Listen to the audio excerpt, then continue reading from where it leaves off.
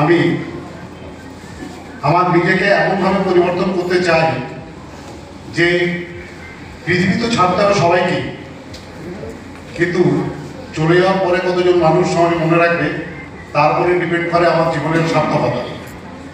টাকা পয়সা এগুলো তো থাকেই, অনেক ধনী মানুষ আছেন, অনেক কোটি কোটি টাকা ইনকাম করেন, কিন্তু ঈশ্বর আমাকে এত বড় একটা উপহার দিয়েছে, সেটা হচ্ছে আমার বিউটিফুল টিম। আমার বিউটিফুল টিম আমাকে তাদের দাদার মতো, বন্ধুর মতো তারা এতটাই ভালোবাসে। আপনারা ছোট ছোট জিনিসগুলো খেয়াল করলে দেখবেন যে তারা প্রতিনিয়ত তাদের বাড়ির যে গার্জেন তাদের বাবা মার জন্য যেরকম করে, সর্বদা তারা চেষ্টা করে দাদাকে কিচ্ছু যেন হাত না দিতে হয়।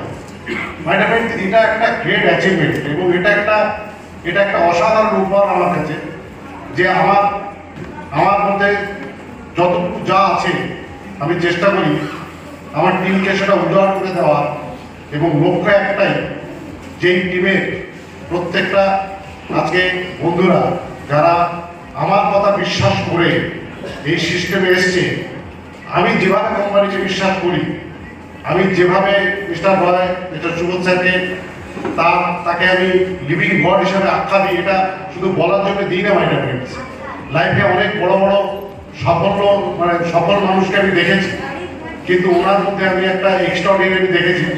হয়তো বয়সে উনি আমার থেকেও ছোট, কিন্তু আজকে উনি একজন জীবন্ত আইকন, এবং সত্যিকারেরই আমি যেটা বহু জায়গায় শুনেছি, যেটা বহুবার আপনাদেরকে বলি, ঈশ্বর, আল্লাহ, খোদা, যিশু কখনো এরকম কেউ দেখেনি যে উনিখানে ঈশ্বর এরকম দেখতে, আল্লাহ এরকম দেখতে, যিশু এরকম দেখতে।